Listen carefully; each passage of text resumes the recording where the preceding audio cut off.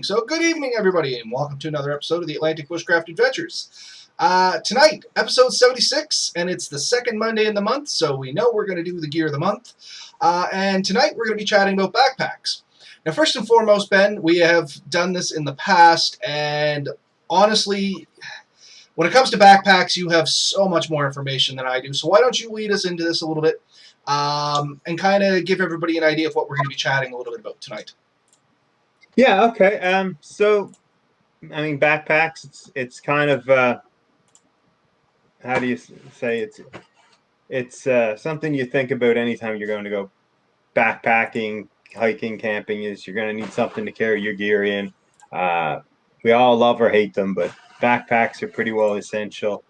And what we're doing with the Gear of the Month Club is trying to suggest things that we use, that we like, or that we believe would be a really good product for the price. So we've gathered up a handful of items that we think are worth you looking into. It covers a variety of body types and styles. So I think we've got a good list coming up here. But there's some things we want to make sure we're looking for with the pack. We want to make sure that the pack fits us correctly, that when it goes on, it's comfortable and it's not going to be an added burden, because a good backpack should help carry the load for you and distribute the load throughout your body in such a way that it's not causing a lot of strain on just your shoulders or your neck or across your chest.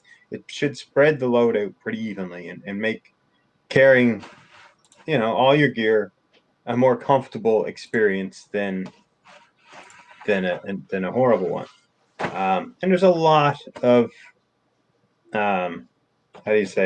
accessories, conveniences, options that you can get on a pack. So we're going to probably talk a little bit about a lot of these things. Some people, I think, really like a very simple pack, basically one bag, a couple of straps, stuff everything in it. And other people like a lot of pouches, compartments, tie points, things like that. And all these things really go into your style. So anything we suggest is definitely a suggestion. You are going to have to find a pack that works best for you. So just because we say it's a good pack and we may love it, may not mean it's going to be the pack for you. But I think everything we tell you will give you a really good idea of things to look for and how to deal with it. How do you want to go with this next, Robert? Do you want to talk about features, or do we want to start talking about a particular pack and go through some of the features and why we like it?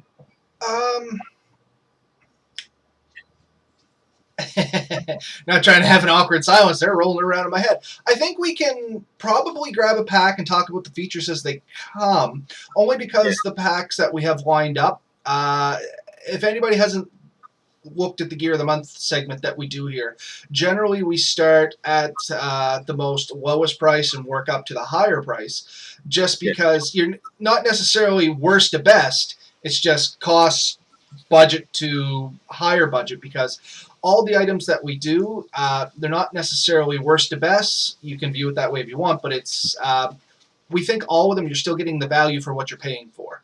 We just happen to set it up from lowest to highest because it just, it's easier for us to lay out that way instead of jumping all around. And that way, if you're here just for the budget items, at the start of the show, we're going to talk about it. And at the end of the show, we're probably going to get into a little higher budget item. And if you're looking at saving up a little bit of money, then those would be the ones for you. So why don't we jump right into it? I think the first backpack we have up on the docket is actually one of mine that I picked. And it's actually the one that I have sitting here beside me, because I tried to find it on Amazon, and as we normally do with the other shows, we try to bring these items up on Amazon so you guys can see them and where to get them and how much they're going for. Unfortunately, this backpack I'm bringing up, they no longer sell on Amazon. However, if you do some searching, you can still find it online. Great price. However, not one site is English that I found. So as long as you understand the language they're being sold in, you're good to go, and the price is relatively on point. So what I did for this one, this was actually called, what was this, a backpacker or something like that? But anyway. Raider? Yeah, Raider, that's it. So it's a fairly basic backpack, in all honesty. It has Molly. I am somewhat of a fan of Molly gear, just generally on the front. So if I want to attach a separate pouch, I can. If anybody's ever seen the videos we've done on the front of my going out backpack, you guys know that I keep my fire kit on one side, a medical pouch on the top. Like it just allows me to take those pouches off other backpacks and hook on to whatever pack I want to go out on. That's the only reason I like Molly. I don't say it's the be all to end all. It just happens to work for what I want to do. So this bag had that for me. It has a Velcro patch on it because this bag here I actually use for work. Um, I weekend as an instructor for motorcycles, so this worked great for me. I can slap my first responder patch on the front of it so everybody knows I'm medical certified. If I need to bring my first aid, I can flip it on the front. It's great that way. It is a 3-compartment backpack, which Ben was mentioning there earlier. If you're into more compartments, 3 is generally a good start point if you want to do the multi-compartment thing, because usually inside those compartments there's other sub-compartments if you want, but 3 main compartments. So you have a small compartment up front, there's a mid-sized compartment in the center with an organizer in it, and then there's a large cargo compartment. But the nice thing about this one was it actually has a spot for a camelback in it as well, or a hydration pack, or anything you want to say that way. But it's in a weird spot. That was kind of my only gripe about this, if you want to call that. Most of the camelbacks, they go inside the main pouch. This one's outside the pouch. It's actually right up against your spine in a 4th pouch, which is kind of weird, but I mean, it's nice to have the option of the hydration pack. And the last nicety of this one that I liked for bushcrafting, and kind of why I picked it up, because I was originally going to use it for bushcrafting, is it's a neat feature. It's a gimmick. I get it, but it was nice. Is there's a whistle built into the main buckle that goes across your chest, like your sternum strap has a whistle on it. If I get my finger off it, it kind of works. But it's just kind of a nice thing to have. And the big thing that drew me to this pack for what it was worth was I only paid $16 for it. That's shipping, taxes, everything delivered to my door. It was on Amazon for $16. And I ended up buying 2 of them, and I gave one to a fella at work for search and rescue, believe it or not, because he wanted to use it. And when I first seen it, I didn't think a whole lot of it because I left it in the bag, and I'm like, I'll get to it eventually. And once I actually pulled it out, great backpack. Had minimalist features, had a little bit of organization to it, had that whistle. Big thing was it had the Molly for me to convert everything around, as well as it had the the price point of $16. Can you close that for me, Mel, when you're done?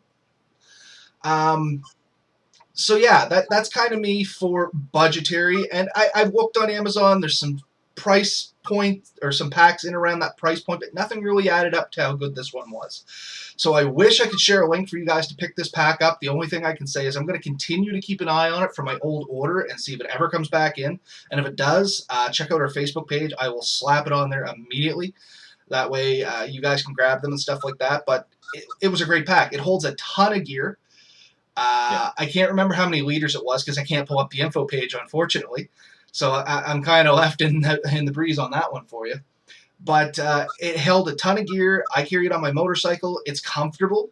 For a $16 pack, I was not expecting comfortable, and it is relatively comfortable. I would recommend it for like a overnighter. I wouldn't recommend it for a week-long trip.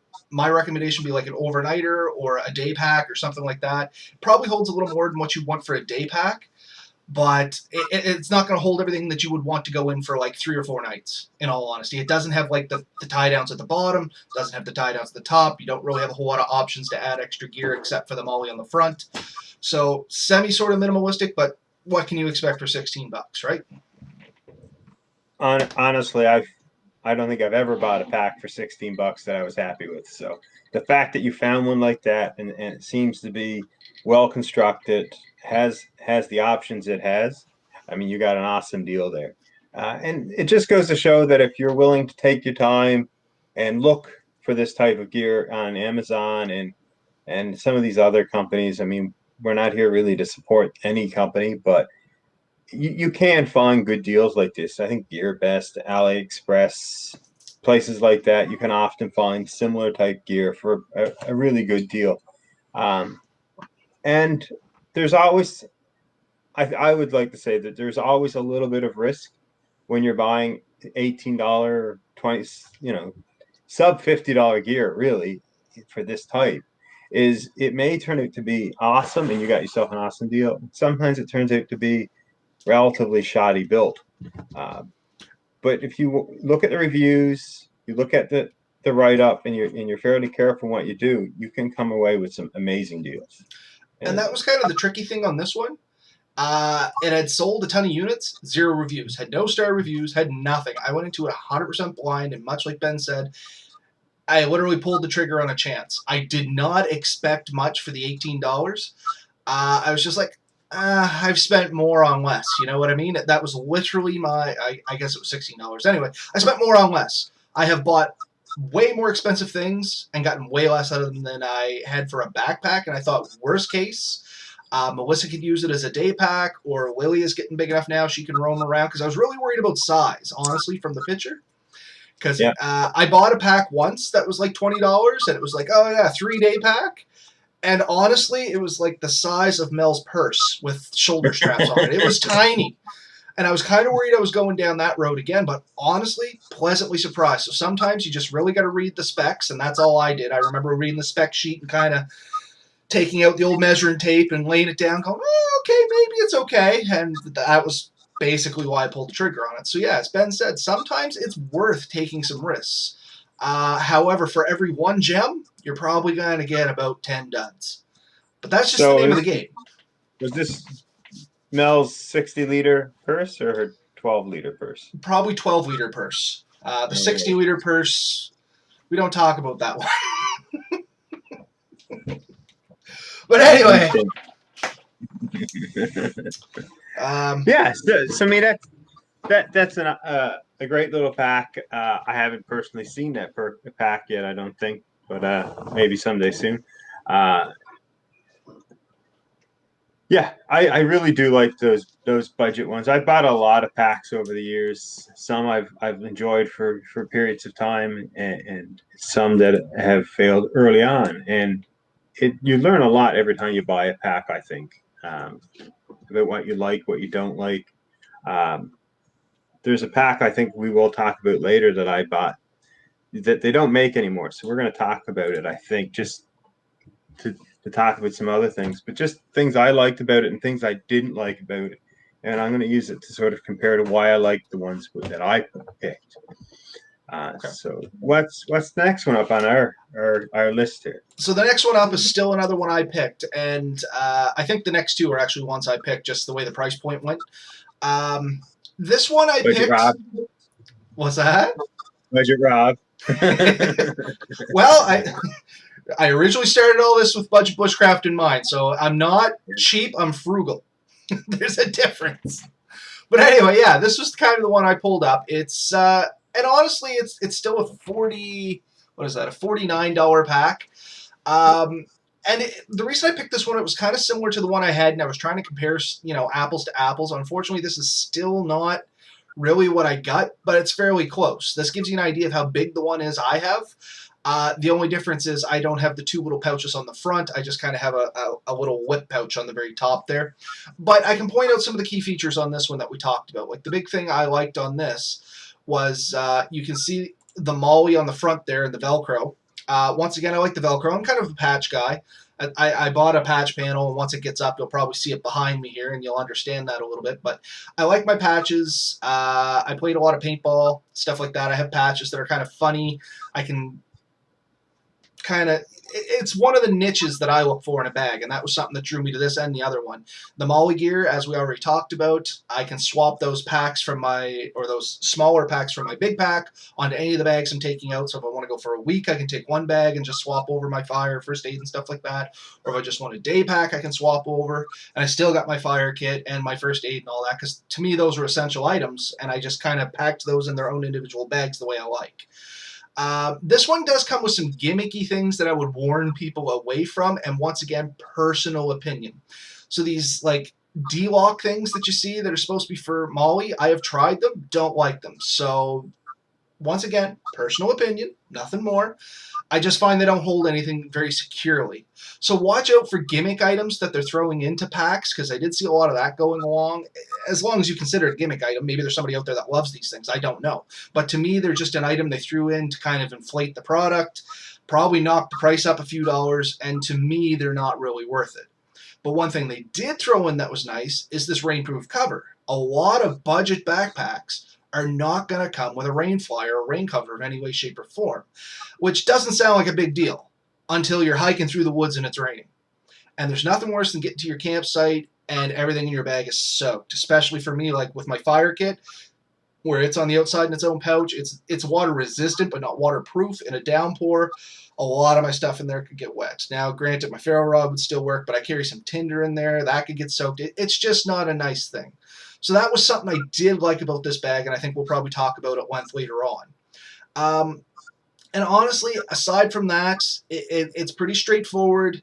It's that budgetary area of about $50, which is where you should kind of expect to pay for a break into a product or a backpack. Would you not agree there, Ben? $50 is kind of like where you're, to me, and I don't mean everybody, to me, $50 is the price point you're going to look at to actually get a usable backpack. Everything else is going to kind of be maybe not usable, but not satisfying. I don't know how to explain it. What am I trying to say here, Ben? It's the entry level price, in my opinion. Yeah. So, I mean, with almost any bushcraft gear, any hobby gear, honestly, it tends to start at a fairly low price, but it seems to go almost an infinite price. Like you can easily spend $400 on a pack if you want to. You can spend $1,000 on a pack. There's people out there that are selling them. I don't think $1,000 pack is something me or you are ever going to buy.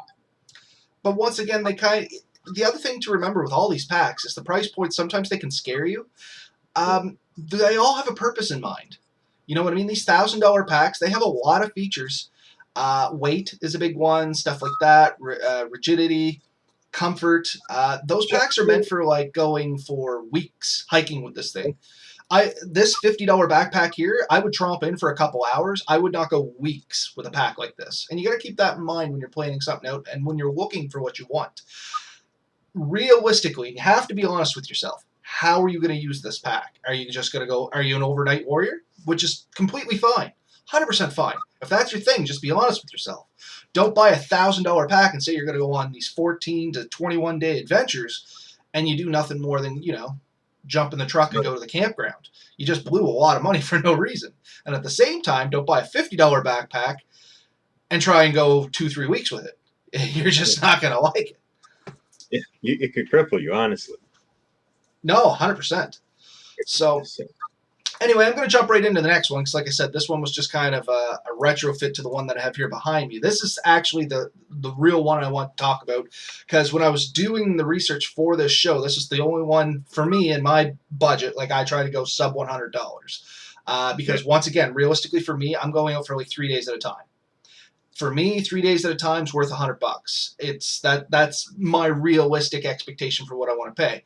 I'm a fan of Teton products. I don't hide that fact. I got 2 of their sleeping bags now. I got one of their sleeping mats. I ordered a sleeping bag liner for both of those sleeping bags. I have been really impressed with their quality and their products. Teton doesn't pay us anything like that. We're not on commission. I'm not trying to front their products. Like it's literally just a personal opinion. They have really good quality stuff. Both of us have products made by them. Both of us enjoy the products made by them. We find them to be really good quality. Before the show, I think I may have even mentioned in jest that Teton made some good packs that we should consider. And that's where I did the research. I had a couple other packs lined up. When I started doing the research on the Teton ones, I was like, you know what? This is kind of what I want for a pack. And this pack here, it would be, basically borderline 3 days. It's not an overly large pack. This one here for the 7859, it's a 30 liter. So like I said, not a huge pack, not a tiny pack, but not huge. Now there are some niceties on this one that I really liked and really jumped out at me. First and foremost, Teton, lifetime warranty. So the pack comes with a limited lifetime warranty as long as you're not purposely trying to break the pack, overloading it, overstrapping it, doing things with it that you're not supposed to. Teeson has a really nice warranty. You call them up, great customer service. I had to talk to them once about this sleeping bag. Super pleasant on the phone. And my experience was all they wanted to do was help me. It was a minor issue. It became a non-issue, and it was great. But I mean, the lifetime warranty right there, that adds a nicety to the pack. None of my other packs have any kind of warranty. So that's something to keep in mind right away that you're paying for. This also has what I like to call the breast pocket, but it's really a strap pocket. And once again, it's a niche that I like. It's a good place to put a camera, GPS, cell phone. One of those quick items that you always seem to be reaching for on the trail, like your cell phone if you want to take pictures, GPS if you're wandering somewhere you haven't been before. Like me, it's a GPS. I like to pull the GPS out, and anytime I see something nice or interesting, or I want to visit later, or a point of interest, I mark it on my GPS. So the item I'm always reaching for is a GPS. I usually have it strapped to the back of my backpack. That means I'm going to take my backpack off to get to it. So a pocket like that, it's right there, good to go. And like the other, got ahead of myself here. Internal frame, so it's a rigid back, adds some comfort, has nice foam across the back, so you can wear this thing for quite a while. Has hip protectors, which is one of the things I like on a pack that I'm going to be lugging a long time. So hip protector, it's just a little wider around the hips with a little extra padding, so it'll spread that weight out a little better. It's a little short, but I mean, you have to expect that for the size of the backpack. It's hydration ready, which is something I look for in most of my packs, because if you're going into the woods, both Ben and I generally use the Sawyer Minis and stuff like that. You can put those in line out of a hydration pack. So if you have to, you can dunk your hydration pack in any water you find. You snap the Sawyer Mini in line, and you can keep on moving and just drink straight from the hydration pouch, and it'll run through the Sawyer Mini. So it's something I look for in a pack just in case I ever have to get into that. Where's the image I'm looking for? Here we go. So this actually has the included rain cover as well, which is something I have been recently looking for in packs, because I did get caught in some rain and some of my stuff got wet, and since then it's kind of been a pain in my butt.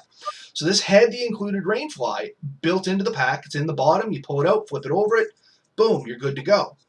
Also has a big, large U-shaped drop pouch. I'm kind of on that side, like Ben talked about earlier. I like a lot of pouches just because I like organization, but I don't like a whole bunch of tiny pouches. I'd rather have a couple bigger pouches than a whole bunch of tiny ones, if that makes any kind of sense. And this had that. It had 3 or 4 main pouches and good to go.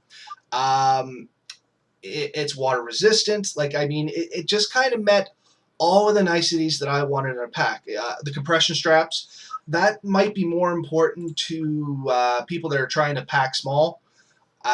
The compression strap issue, to me, I've never had an issue with compression straps, because generally, we talked about this in past episodes. Ultralight to me is sub 50 pounds. You know what I mean? So I generally pack heavy. I'm a bigger dude. I like to take a lot of stuff with me. That's just night, baby. Have a good night. So I didn't really worry about the compression straps, and this has a good compression system if that's such what you're looking for. But I mean, the lifetime warranty, all the other little features I wanted, real nice bag, sub $80. I mean, as I was telling Ben just before we came on, the next time I have $80 for a bag, I got this on my wish list. It's going to be the next one I own. So if I'm going to buy it, I of course had to, at least put it out there on the gear of the month here. Yeah, no, it seems like a really nice pack. At 30 liters, it's a little small for what I look for, but everything else on there seems spot on. 30 liters to me is at most an overnighter. And like I said, that was kind of the downfall. So it is a smaller bag. And generally then only in warmer weather, because as it gets cooler, I go to a heavier sleeping bag, which just tends to be, even if it's weight-wise isn't much more, it's just the bulk. But no, it does seem like a very nice pack. Definitely something I think I would consider myself. It'd be great for a search pack, actually. Well, they do sell a 44-liter pack, too, but unfortunately that kind of bumped over my budget a little bit. It was up to $160, and nothing against Teton there. At $160, there might be other options I would consider first. That's all. So next one up on the docket, Ben, is actually One of yours. Mine. And that is the Mountaintop, which I believe you have. I do. I have one here. This one here is my wife's. I have one identical, different color. Mine is right now at my other residence where I have a lot of stuff packed. Also, we both have the same pack, and it has a lot of the options that you talked about. It has the rain cover zipped into the bottom, and this one here happens to be a bright yellow. It's tied in at the base, flips over the whole thing quite nicely. And honestly, I have never had to use them very often, but I see you doing the magnifying glass there. YKK zippers, lots of clips and compression straps. So if you do have the load not filled out, it's not moving around and basically wearing you out. Because what really wears you, I find, in a pack is when your weight's shifting a lot. When it stays nice and stable and controlled, it's not as tiring. But if the weight is up there and it's flopping around on your back, if it's not secure, that's what really tears you apart. It has your little whistle on your sternum strap, which is a nicety. Right, it does work. One of the things I really like about this one, and it really wasn't in the lower priced ones. This is about the price where you may start to see this. Is this ladder system in here? I don't know how much you can see this, but basically you can move the shoulder piece up or down on the back to match your particular torso length.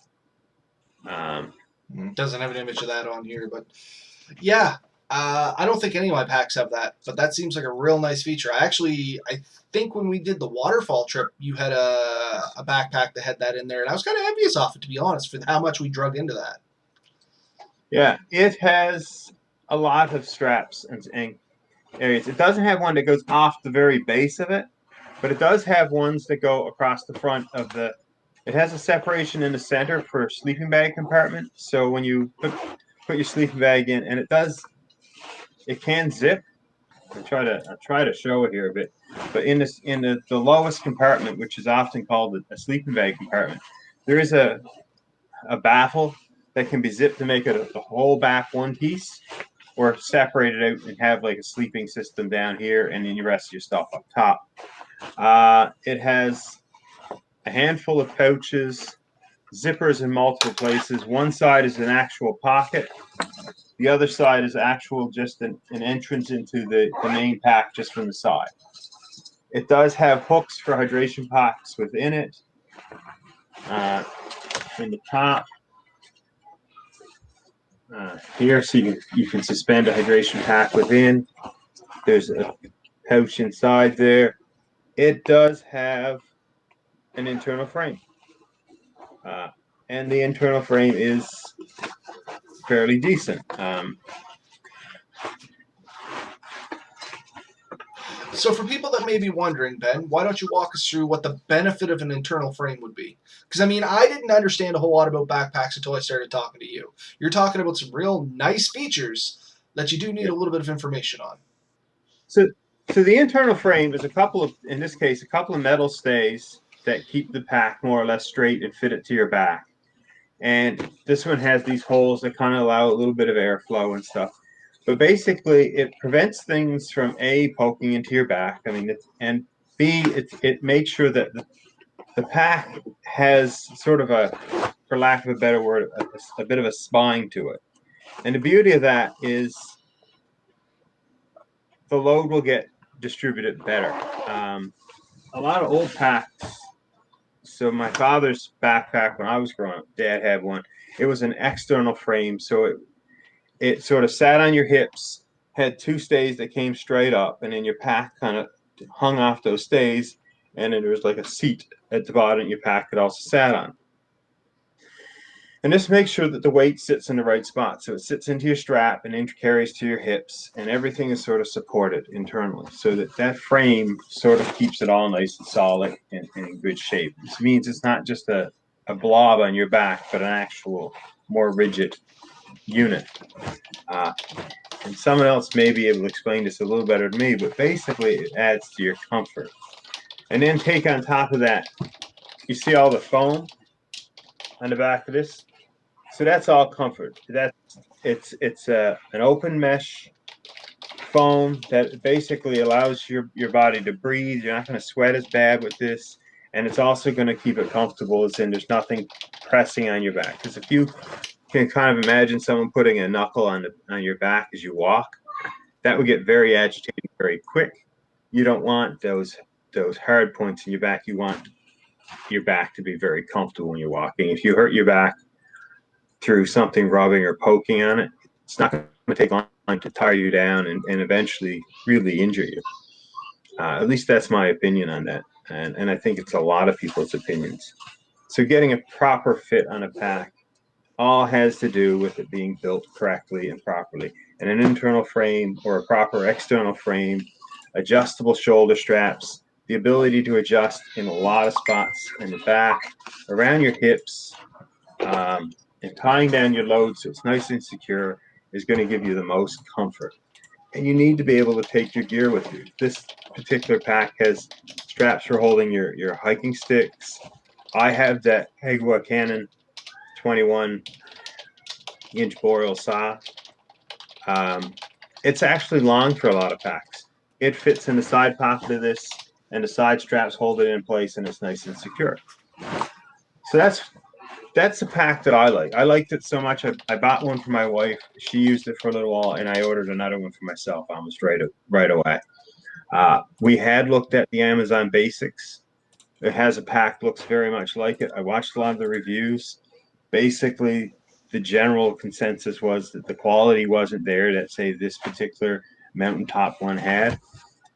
We went with, I think it's called the Adventure 70 liter, but it's basically expandable to an 80-liter pack with this expandable sleeve on top and the adjustments for the brain it box. So I So got a you can question for you there, Ben. Just before we jump over that sleeve on the top, I bought Mel a backpack. How long have I been here? 5, maybe 6 years ago. And it had one of those sleeves. I think it was just the quality of the pack we had because we bought it used. That sleeve did not seem to hold up very well. What is your no, experience with the sleeves on this pack? this pack seems really good, and I'm just looking over it. I have had a couple where the material that this sleeve, this 6 to 9 inch of extra material, I have had ones in the past, not from this particular brand, that they did let go, and that really does kind of leave you with that bad feeling because that's how you secure your load in. Really, that's your top secure, and then you have you have a lot of spots here to secure this too. Uh, here's the hole for your hydration. So that expansion is fairly important if you're pushing your bag to its limit. And this particular one, I gotta say, I feel that they've done a really good job of how they've attached it. The stitching has shown no signs of wear, and we've dragged these on canoe trips, day trips, almost everything. And the overall weight of the pack, I don't know. I mean, that one we have up here is the 50-60 liter. Mm-hmm. Mountaintop has a whole bunch of sizes. The prices seem to generally be pretty good. And a lot of the stuff, it's strong where it needs to be.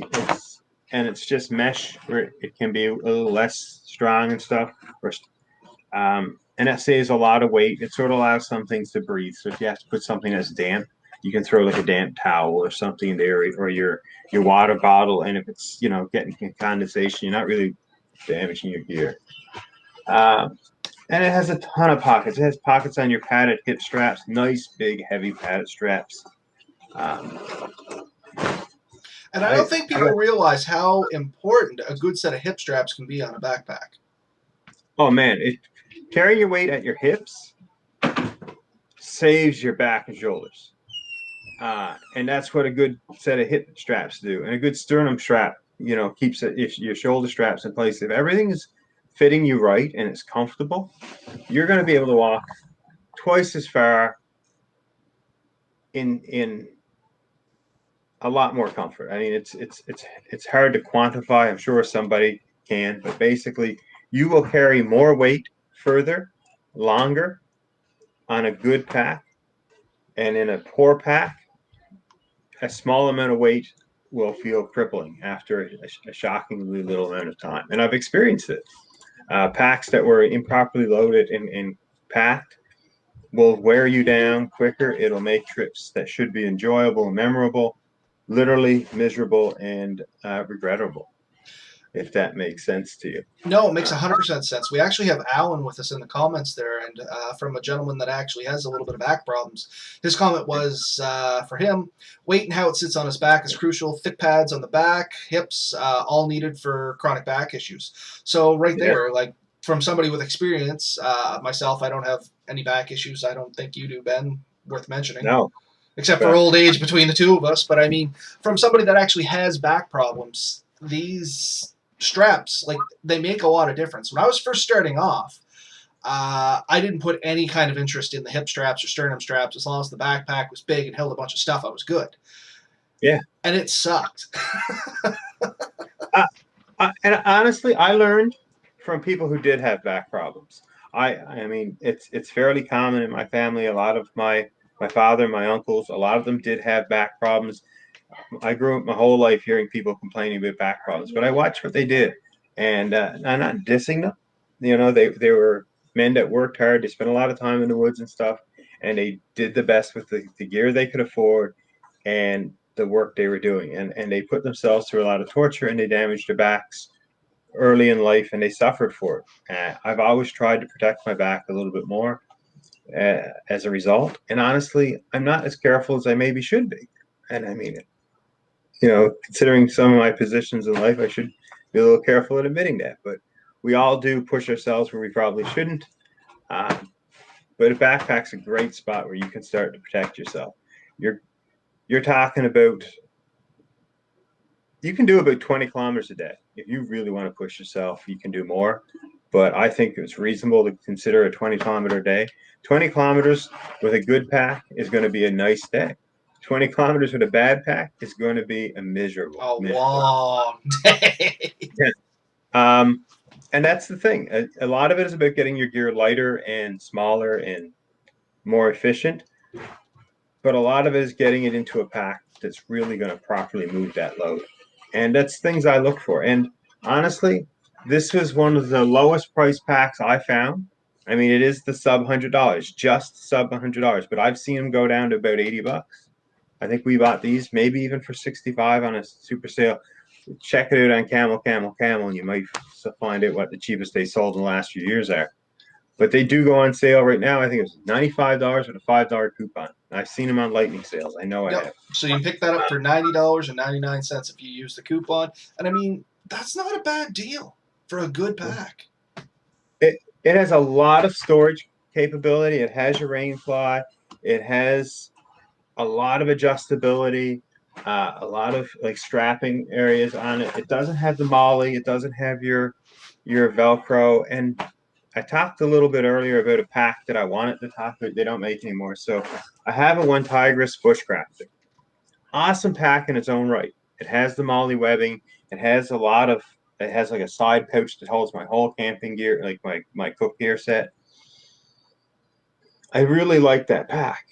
Honestly, it's not comfortable enough. It does not have that adjustable back strap. The hip straps do not have much padding on them, and I do find they slip out every now and then. I don't know why they do. I do everything I can to keep them tight, shy of dropping a few stitches through them.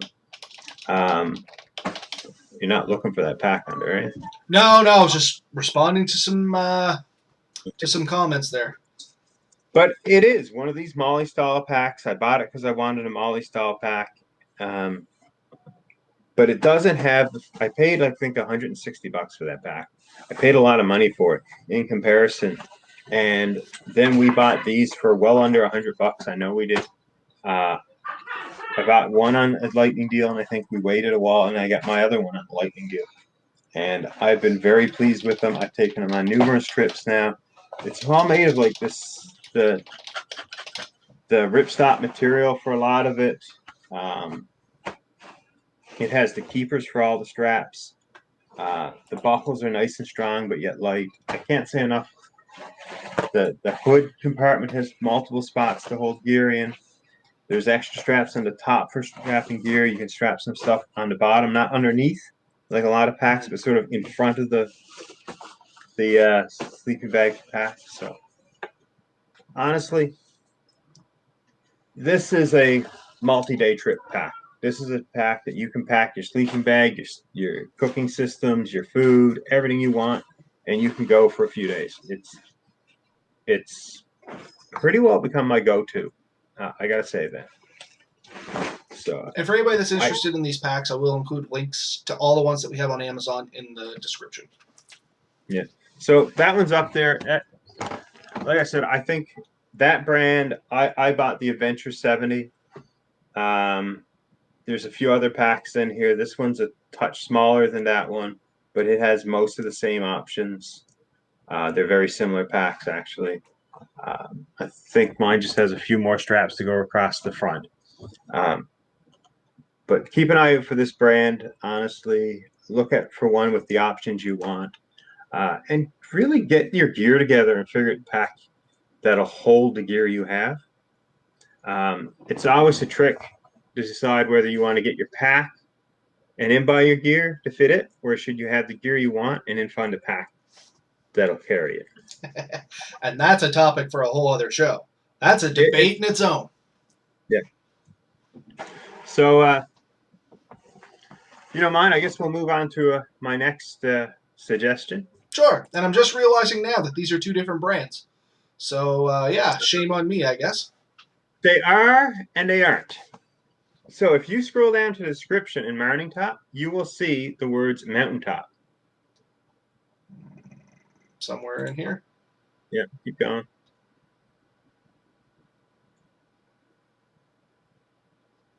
Oh, I must have blew by. Somewhere in the description, I'm pretty sure it's. I see Mountaineer Outdoor, but I don't see Mountaintop. Yeah, I think if you look in them, you have to read a lot of the ads. I found it 2 or 3 times. They are definitely the same company.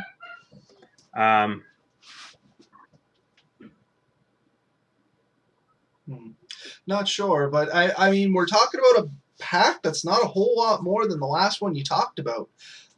It looks quite a bit bigger, though. So this one, what's they listing this one as the volume for 65 plus 10. Yes, so that one's very much, the other one was 50/60. The one I had was a 70, and I think it's actually sold as a 70 plus 10. When I bought this one, that was the other one I looked at. I really like those two like stove type pouches on the outside. Eric just said that Mountaintop was in the second paragraph of that description. Yes, it is in there.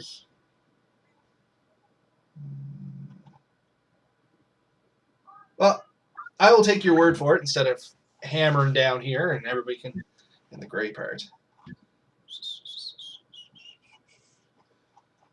Am I just blind, or am I missing it here? Looks like you're missing something. You have cheapo Amazon somehow. Well, to be fair, I got like 4 browsers open here, so.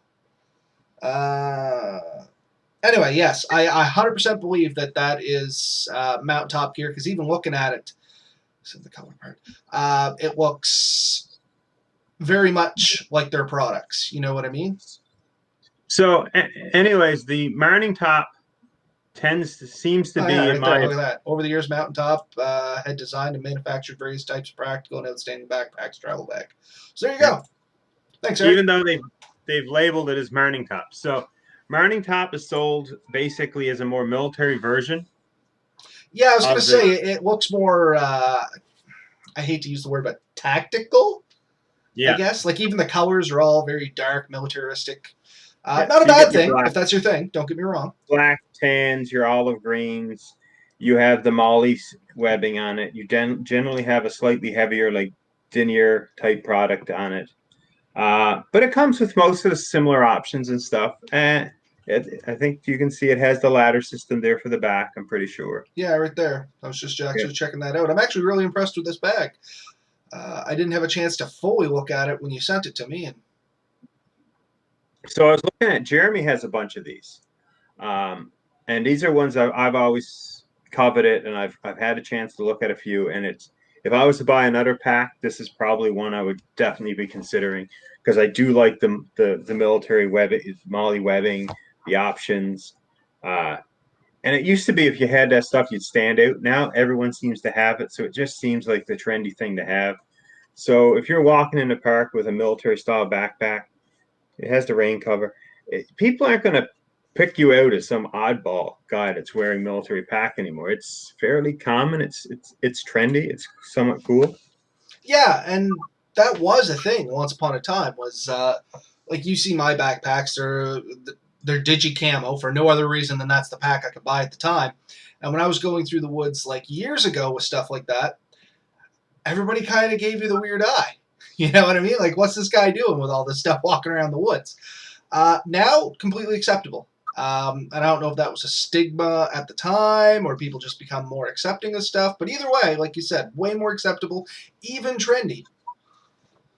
So I gotta say, I don't know if there's a warranty on these or not. I've never had an issue to find out, honestly. But I do like the gear from this company. I mean, we don't push companies generally, but if we find a company that has decent gear, Tenton has decent gear, we are definitely going to steer you towards saying that we know that this is a company we feel you can trust. Going and buying gear from a brand you've never heard of, it is a little bit of a, pardon the word, a crapshoot. Like you don't know what you're going to get. You may get the best thing ever, and you may get um, There's poor always a quality. diamond in a rough, but there's a lot of rough around that diamond. Yes, and me and you had a conversation the other day, and not to necessarily get into the subject, but consistency is important. Being able to get a consistent product from someone or some company is important because if you get an inconsistent product, sometimes it's good, sometimes it's bad. You really don't know what to do with it. If you get a product that's always bad, at least you know it's always bad, and you know what to expect when you buy it. When you buy something that's always good, refined, then you know that you've got something you can trust. You know when you buy it you're not you're not going to have hassle or problems. So this is another pack. I mean, at this price point, around the $100 mark, if you can get a decent pack around $100, I think you have especially for a pack. A pack is so important in your trip. Now, I would put it as definitely one of the top three items you want to take into the woods is a decent pack. And with a decent pack, it means that everything else you're carrying is making it in and out, and that you're going to make it in and out in good shape. So it's one of the things I do spend a bit of money on. No, I completely agree with you. It's not a And place. no, go ahead. Go ahead. No, I was just going to say, Okay. Eric made a great point. In our comments here, he said prices on lighter gear coming down is lowering the barrier to entry for many people, so it's becoming more common rather than being an outlier.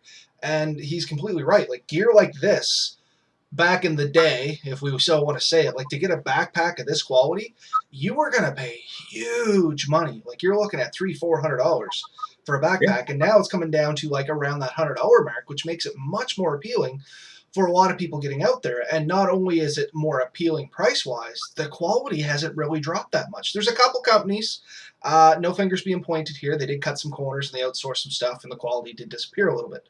But a lot of companies like this, Teton, oh, I can't remember the name. Who makes your sleeping bag there, Ben? Can't think of it. One Tigress. One Tigris, yeah. One Tigress, companies like that, their quality is still absolutely spectacular, but their prices are coming down to where it's easier for the common Joe to get some of this gear. But the features that I think both of us really push, and it's kind of funny because I think my next pack maybe doesn't have some of these features, but there's a reason for that. Um, Features like the adjustable ladder back, features like the rainfly, features like MOLLE, features like extra clips, good compression straps, the little whistle, little pouches that are accessible when you're wearing it, like the ones on your hip straps and places to hold things on your straps. Those things make the trip more enjoyable. It makes the things you need available where you need them. It means you're not taking the pack off and on. I watched a video the other day, a guy walking through the woods, and he straddled a tree and sat down so that his pack would sit on the tree because it saves him the effort of taking the pack off when he's walking. I think it was Jim Bard. He was doing a trip up north, uh, the Hess River, I think it was. Anyways, as he was uh, portaging his gear, he sat across a tree and sat down because taking a pack on and off on a trip, that's a lot of extra energy that you may not really want to be expending. Not to mention, if you have a lot of weight in that backpack, it's also, if you're doing it sloppy, for lack of a better word, it's a danger area for hurting your back or twisting Right. something, or literally, if you're tired and you go to throw a heavy pack off, it can pull you down. I've Okay. had that happen before on fires. We'd had to like our day packs on, and we'd be worn out at the end of the day, and we laugh about it. Of course, go take the pack off. You kind of fall down on top of it. Everybody has a chuckle, but reality is, if you're in the middle of the woods by yourself or just one other person, you don't have help immediately by. It's not hard for something to go wrong with something as simple as that. Yeah. So yeah, these are two packs that I have seen, I have touched, I have played with. One I've used extensively. One I look at and like. It was a hard decision when I made to buy the mountaintop over the Marning top. I bought the mountaintop for a few reasons. One, I think it was a few grams lighter, uh, and it had a few little niceties I really liked. And at the time, I just wanted something that kind of looked a bit more like a traditional hiker than a more of a military style. But there is definitely times I like the more tactical military style. If I was to buy a second pack, this is one I would highly consider. Um, and there's a few niceties. One of the ones that I've seen Jeremy has, the whole back zips off and opens up like a suitcase. Hmm. I Uh, had that on the pack I borrowed from Mel, remember? When we were at the, I can't remember what it is, and it's in the closet. It's too far away for me to run and grab. But it had a feature like that, and it was really nice. I don't think it was one of these, though.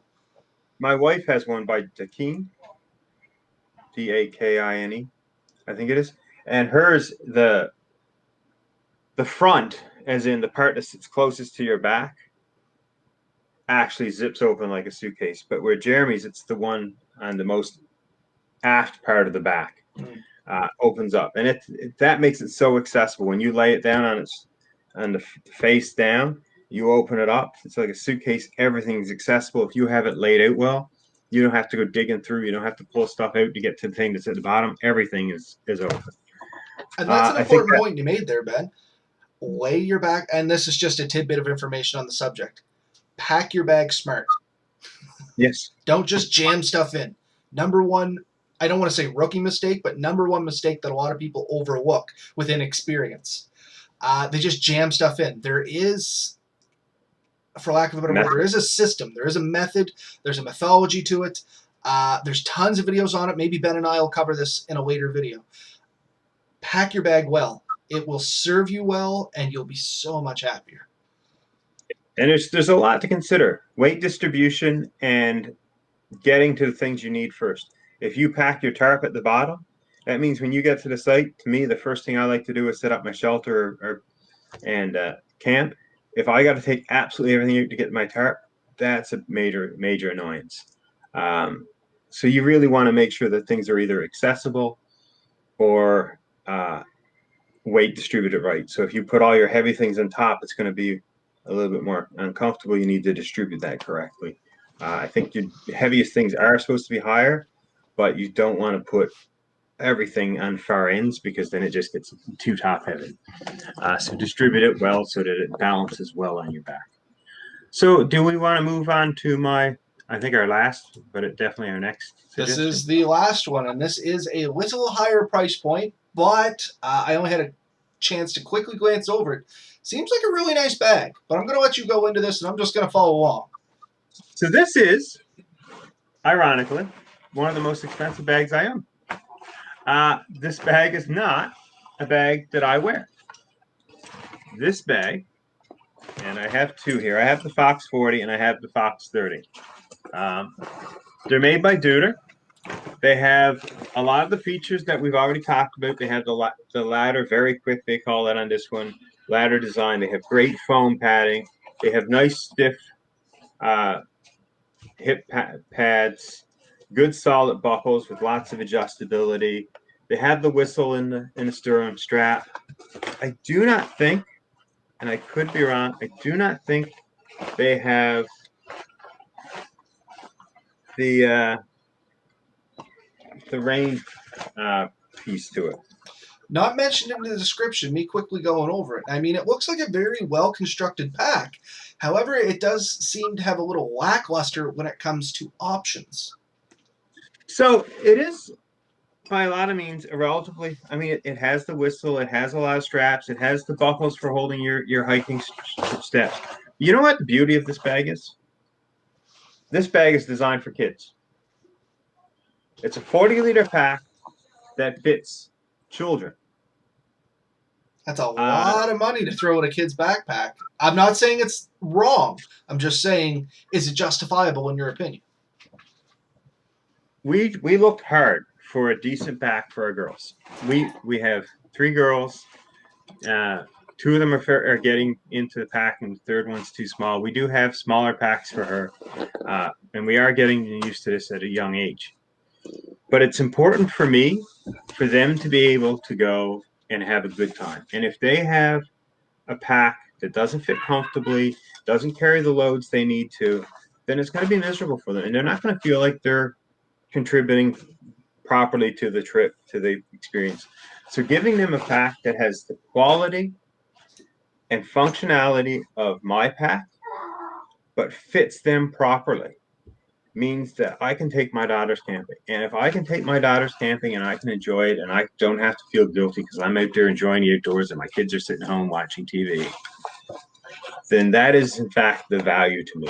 So we did spend more on our kids' packs. Now, one of these we bought used. I think the 30 we bought used.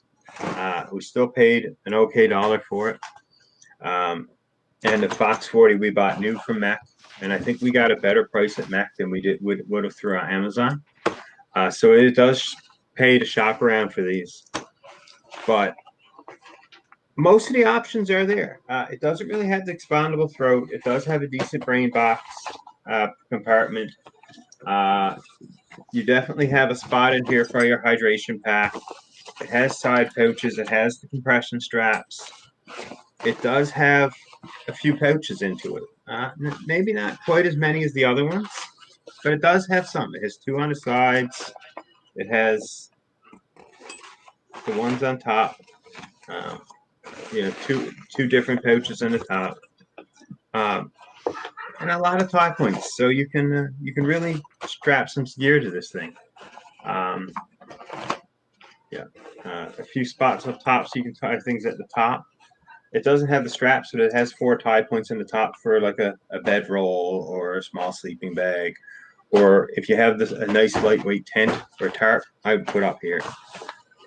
So I gotta say, it has 90% of what I find on my bigger packs, and I think they're definitely worth the consideration. If you're a type of person, if you're a smaller woman and you can't find one for your torso length or that fits you well, I highly recommend you look at the Duder Fox 40. If you are somebody with kids ages 6 to 16 and you're looking for a pack that fits them and is going to allow them to go with you and do the things you want to do, or they want to get into it and you're not into it, this is a pack that they can look at. This is a pack that's going to fit them. It's going to be comfortable, and they can wear it for years to come. We bought this for my daughters years ago. I expect them to use these into their late teens, at which point maybe they'll want one that's slightly bigger. Maybe their torso lengths will be greater and they can't get the adjustability of it. But right now, they're still sitting at some of the lowest adjustability to it, and it's fitting their bodies very well. And like I said, go ahead. No, I was going to say something I've noticed, and I kind of want to ask you, because maybe some of the viewers are noticing the same thing. It looks very robustly built. Like it looks incredibly solid for a backpack.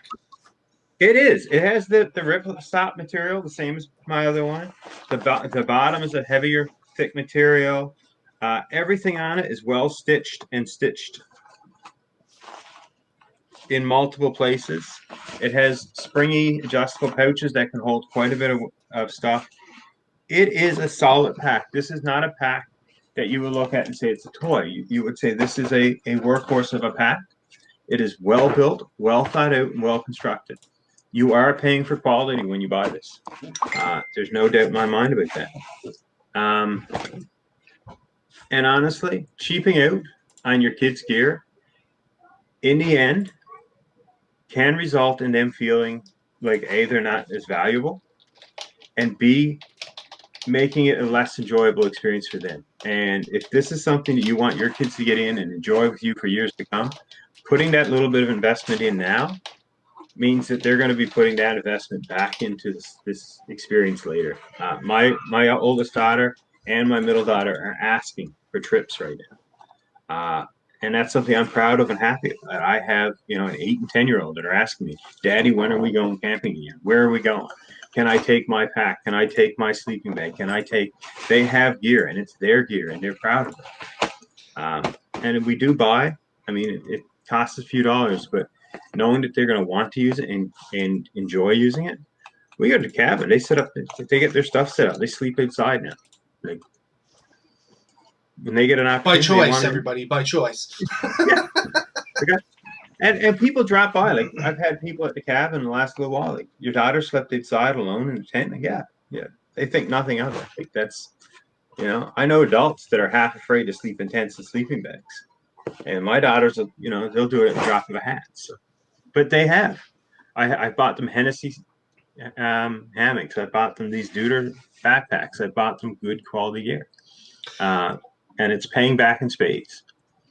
And I guess that's a point to make there for anybody that's wondering, just kind of a little nitbit on this.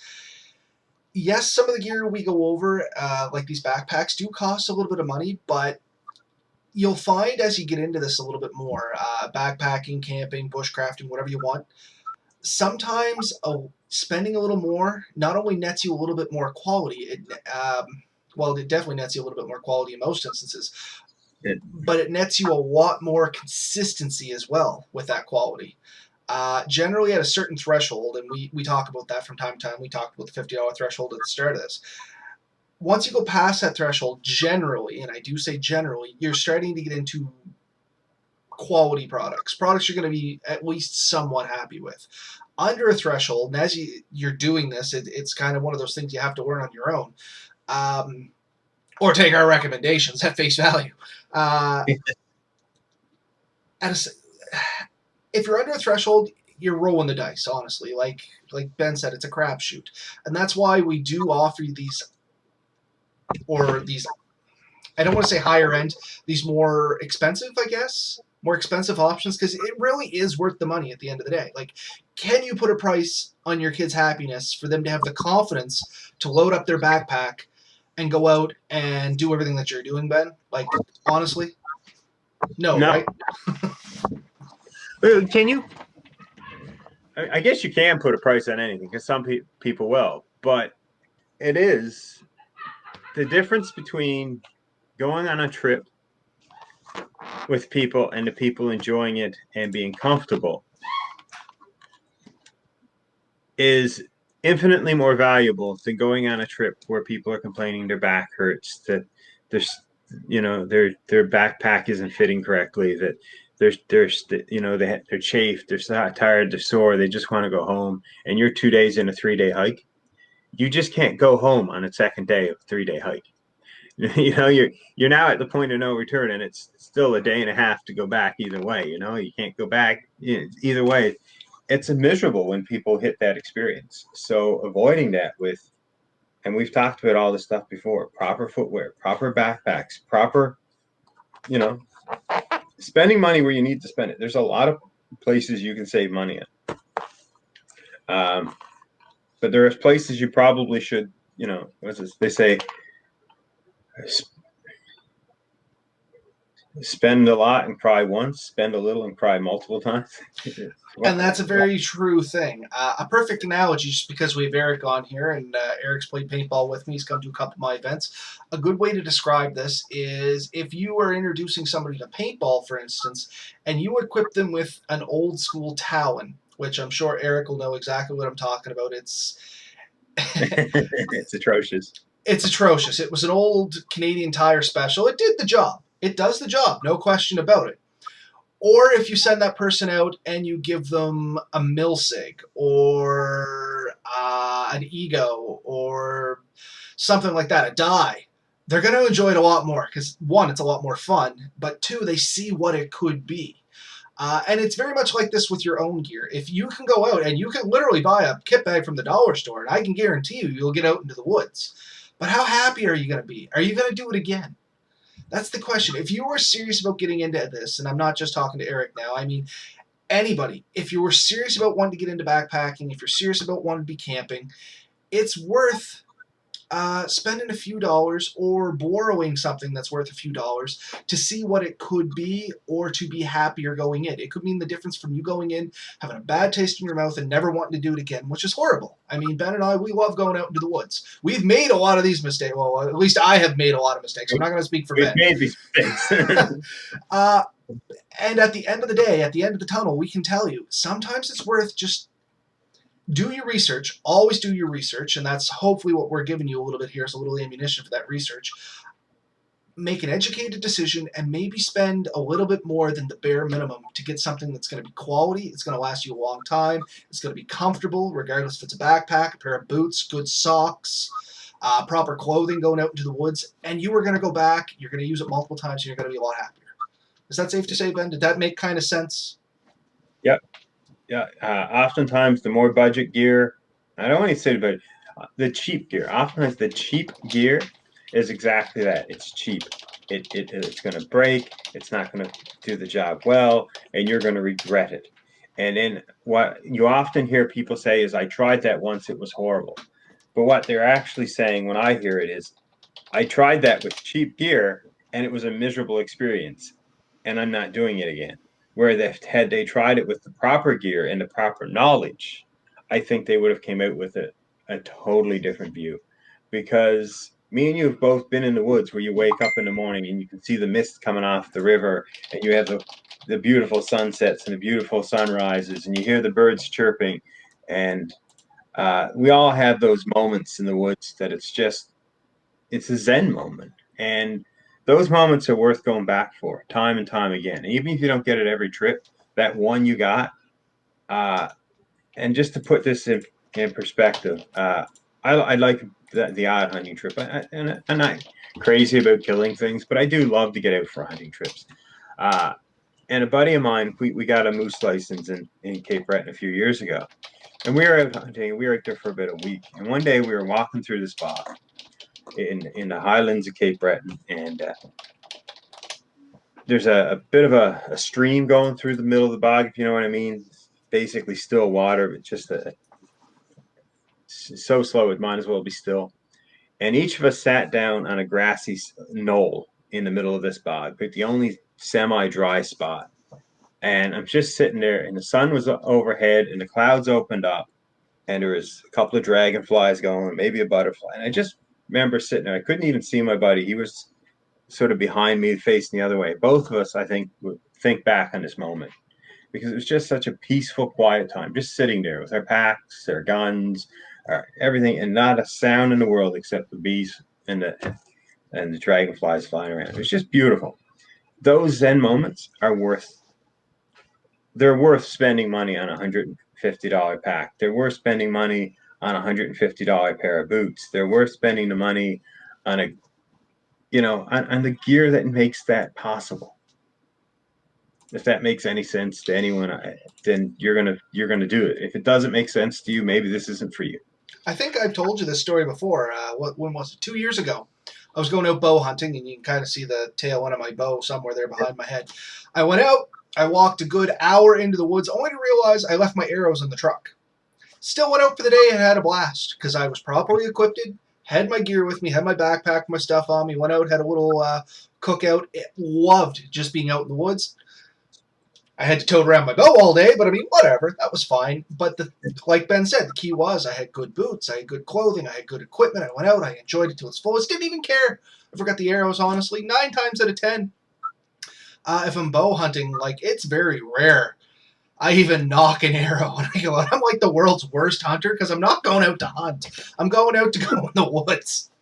Yeah, It's for a lot of us that do hunt. Some people never understand it, and I think most people who will listen to our podcast will. But it's more about the time in the woods.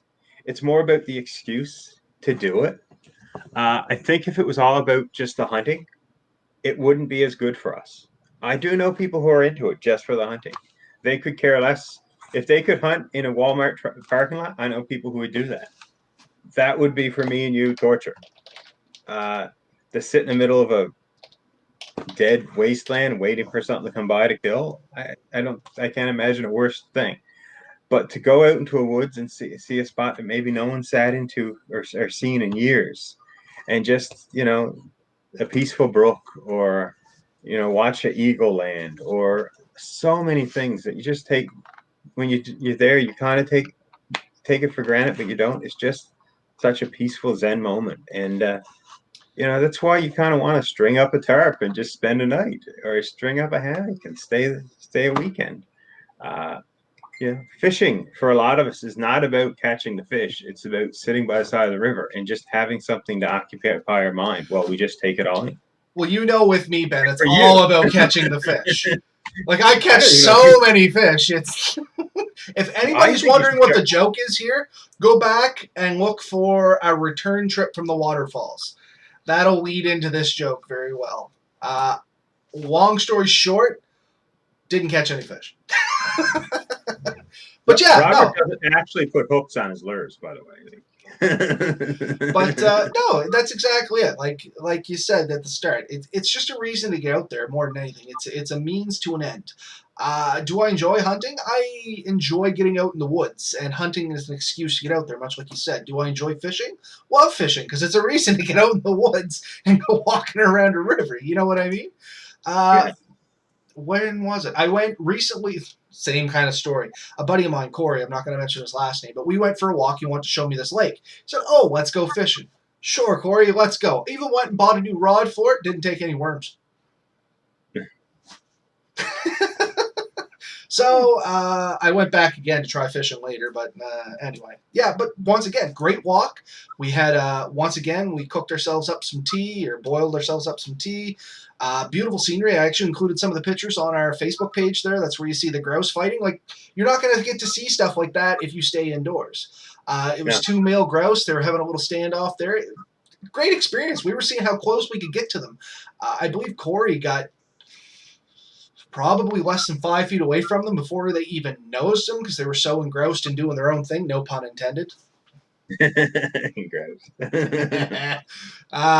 We're nothing but comical. But anyway, yeah, I think it just interrupts the fishing. Good point. Honestly, actually catching the fish is just an annoyance. It interrupts the fishing. I couldn't agree more. I love the idea of fishing. And I like fish, don't get me wrong. It's nothing like that. I am perfectly fine with throwing a hook in the water with nothing on it and just sitting there and enjoying nature. And that's basically what I did on our waterfall trip. Yeah. But I mean, to be 100% honest, both of us occasionally get hunting licenses for stuff. But if we were given the opportunity, I mean, it's more of an excuse. It makes it a bit more acceptable for everyone else to let us go. If we would moose hunt 365 days a year if you let us. If we, And never and take a we bullet. would never take a bullet. There's no drive for us to kill the animal unless we were starving. But to spend those times out there, like I think honestly, if anyone from Alone is listening, I will win if you put me on. But I would. It's just such an enjoyable time out there. I mean, I can catch and hunt and fish, but I just enjoy it out there. And I think anyone who spends good quality time, and a lot of it has to do with proper gear, and proper gear varies a little bit with skill level. As you get different skills, you'll realize certain gear is more important than others. And that gear will change with your skill level and with conditions. As your skill level goes up, you'll know more what gear you really want and what you depend on. I don't necessarily describe the higher the skill, the less the gear. The higher the skill, the more specific the gear. Yeah, that's a way better way of saying it, honestly. Um, I guess for us, let's say we're somewhere mid ground. We're probably above the average person, probably below a survival expert. But I mean, we don't skip on gear. We spend the money where we see it appropriate. We know what's important to us, and we spend accordingly. And I think that's mainly the point to get across is, once again, if you're serious and you want to get into this, figure out what's important to you, um, and put a few dollars on it. Our recommendation on why we do this gear of the month stuff is a backpack's an important thing to have if you're going into the woods. One, it's going to carry all your other gear. Two, it's important to have a good backpack that's not going to screw with your back, hips, legs, feet. Like, a bad backpack will literally wreck your entire body. I found that out from firsthand experience buying these cheap backpacks that were huge, but had absolutely zero features to try and balance that weight and make it comfortable. Yes. So learn from Yeah. our mistakes. Learn from my mistakes. I'm a big advocate even when I teach courses. If there's something that can be screwed up, chances are I've done it. So don't do what I've done. Like, I don't know how I've gotten through life screwing everything up, but I make a career of it, apparently. I've made these mistakes so you don't have to be sick. Exactly. Like, and that's what I try to tell everybody is don't do the stupid things I've done just because you think it's going to save you some money. At the end of the day, it might save you some money, but it's going to cost you your comfort, potentially your health. And I don't mean like, you're going to catch lung disease or something like that, but blisters on your feet. That's a bad thing to have in the woods. We've talked about this multiple times. You could potentially hurt they're not the discs. Is it the discs? Well, anyway, the cushioning between the discs and your spine. Literally, if you go out there with a heavy pack and you're tromping through the woods over uneven ground, it's real easy to compress like the discs in your spine and stuff like that. Like, we joke about it, but it's real serious stuff. And this is some of the things we try and get across lightheartedly. Um, it's important gear. Backpack, as Ben said, is probably one of the top 3 things you should dock it at the top of your list what to spend money on.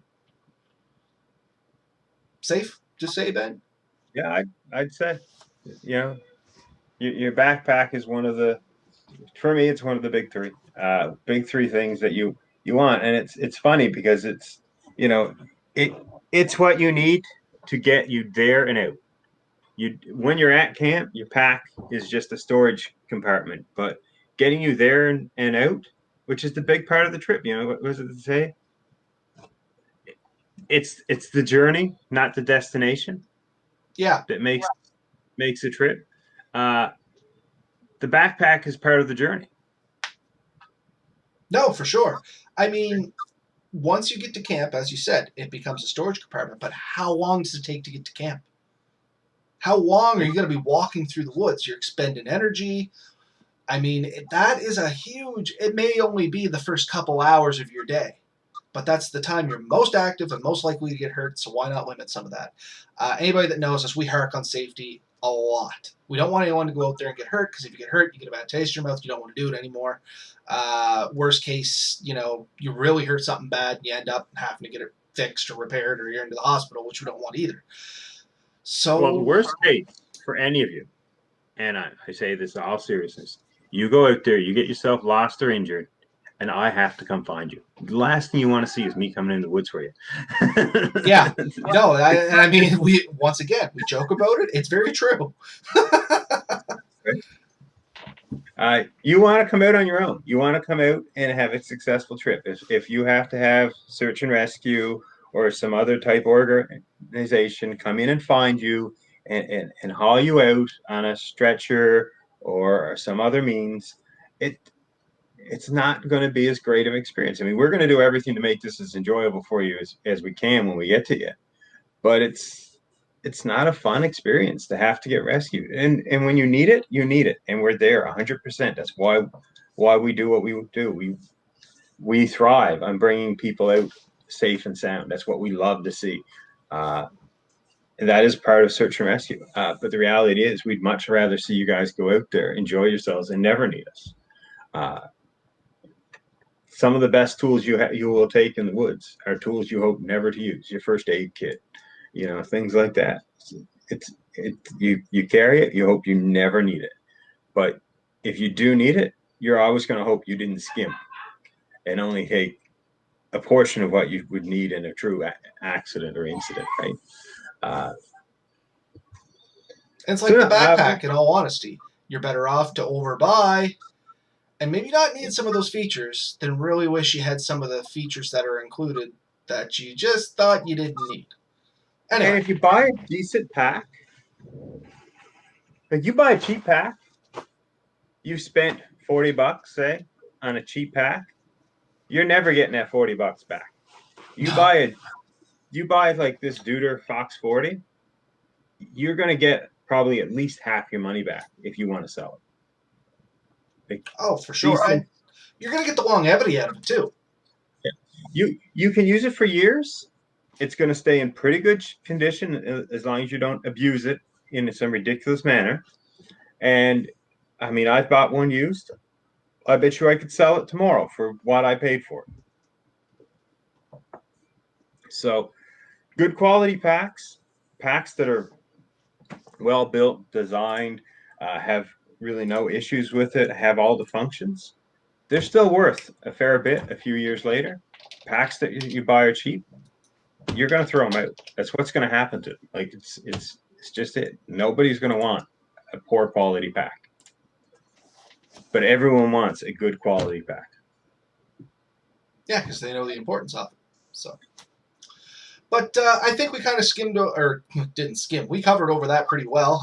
Much like our last episode, we ran a little long. We try to keep our episodes around an hour, coming up on the hour and a half thing. So, but once again, real important topic. There's certain topics that we'll cover where we run a little long, where we're a little passionate about. And Ben has some great knowledge on it. So, I mean, I pick his brain every chance I get on packs because it's something I'm a little weak on. Once again, I'm just starting to learn because I made a career out of screwing stuff up. That important. A backpack can be really important. So I've taken a lot of information from Ben, moved on with that, and I hope you guys do much the same. I've learned a lot of what not to do. Ben knows a lot of what to do when it comes to backpacks. So if you guys do have any questions, feel free to reach out to us, or more specifically, reach out to Ben. I will try to help you. Don't get me wrong. Chances are I'm going to be like, hey, Ben, somebody's looking for an answer on this, and shoot it to him. Because honestly, Ben, you've been out in the woods. You have tromped around for search and rescue for hours on end and know what's going to work on your back. I mean, Ben comes into this with a good knowledge and experience set, which is something you can't say about everybody. And I'm not trying to toot your horn here, Ben. I'm not trying to get you in bed or anything like that. But I mean, it's true. I'm trying to give some validation to why we hark on some of these things. Like, there is a lot of experience there. Ben has copious amounts of experience out in the woods with search and rescue. He's been out there for hours upon hours on end, looking for people, bringing them home safely, hopefully. And he knows what's going to work and what's not going to work. So in my eyes, if Ben's recommending a couple packs, to me, I would trust what he's going out there with. I'm not telling you to go buy the exact ones that he has. If you're looking for more options, once again, reach out to Ben. He'll give you some information. He's a pretty decent guy. I know he looks like he might bite you, but he won't. I'm sure there's a lot of information in there and extra questions that can be answered if you guys have it. As you can see down below down there, that's all our methods of getting a hold of us. Please feel free to do it. Ask any questions, comments, concerns, or if you have a story, maybe something we missed, a feature that's important to you that we didn't talk about that maybe we can bring up in a next episode or something like that. Let us know. That's how we grow this. We do this for you guys. I mean, we love to hear ourselves talk. And we have such beautiful faces for this stuff. I mean, it's absolutely amazing. But honestly, we're trying to do this for a little bit of education and to have a little fun. So we throw our beauty for free, eh? Well, yeah. I mean, that's just a perk.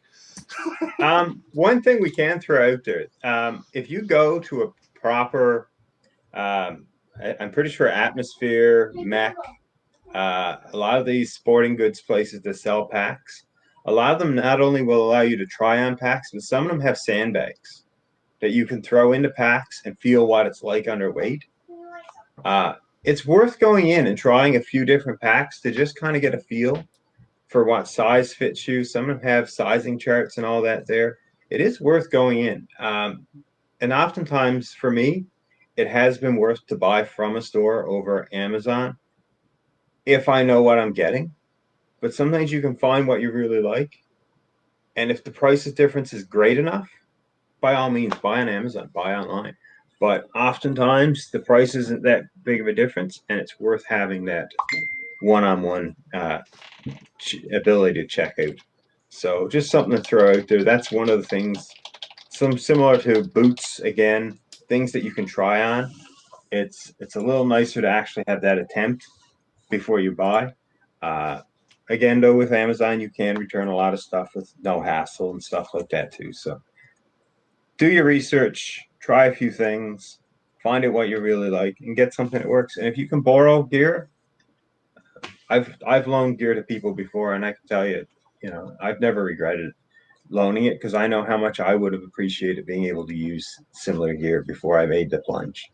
So, anyways, I think we've really covered the subject pretty good, and it is past 10 o'clock. It is. I am going to answer 2 questions just because at this point in the show, most people would have trailed off because at the end of the show, we normally do a little bit of a ramble for anybody that's new to this. But we do have 2 questions that I'll answer just because they're fairly quick. 1, Eric asked, or a suggestion is, tips on finding neat places on Crown land would be nice, or neat, as he said. I can offer you a tip on this. There's 2 or 3 things that you can do. 1 is word of mouth. There's a lot of nice places out there in Nova Scotia. You can check online for waterfalls in Nova Scotia. There's a map online. And if you go to any of those locations, some of them are very hidden, you're going to hit a lot of gems. 2, go to your local natural resources office and ask for their 3 1 to 50 maps. I think you're still allowed to view them on site. And you can find a lot of neat things there. And 3 is Google Maps. In all honesty, anytime Ben and I are planning to go out or something like that, we usually do a review over Google Maps as long as the picture is in the last 2 or 3 years. We try to plan our method in, method out, stuff like that. We get an idea of the land. You can find a lot of stuff good off those. But honestly, number 1's your big one. Word of mouth. Talk to people that have been around the province quite a bit, and they'll tell you a lot of gems. That's how I found most of mine, or just traveling with work. So Google wilderness areas. Yeah, like Google is your friend, honestly, or word of mouth. And the second question, which was asked by Alan, is there any swag yet? Do you want to touch on that one, Ben, or are we going to leave that alone for now? There is swag. There is swag, and you're going to see it in the very near future. We do have some things in the works, hopefully launching soon. So look forward to a future episode, and we'll answer that question, or you'll see it on our Facebook page. There has been swag in the past that we have advertised, have mentioned, have talked about. We have given swag away in at least one contest, and we did at the last Bushcraft thing. We gave away keychains, and there will be other opportunities in the future. I think we also had like a Christmas ornament at one point. I don't know if that was given out or yes. There was limited amounts of these made. There was, and if there is a demand, or if you have a request, you can send it along. We can't promise a speedy turnaround because everything we do is pretty well handmade or hand produced. But you can see, Robert is supporting a very stylish, very sexy Atlantic Bushcraft Adventures. You can't quite see it. You got to move to the side a bit more. But the back says, "I'm a bushcrafter. What's your superpower?" Can you see it there, Ben? Yeah, just move to the right, I think. Left, far left. Yeah, right there. Headphones are going to catch up. And it has our little tent set up in there in the background. So we have a logo. We will put it on different items for people and stuff. So Alan, and it's great to see you here, Alan. Long time no see. You figured who Alan is yet, Robert? Oh, I know who Alan is. His last name's there. So we have swag, and we can probably get you some if you really want it.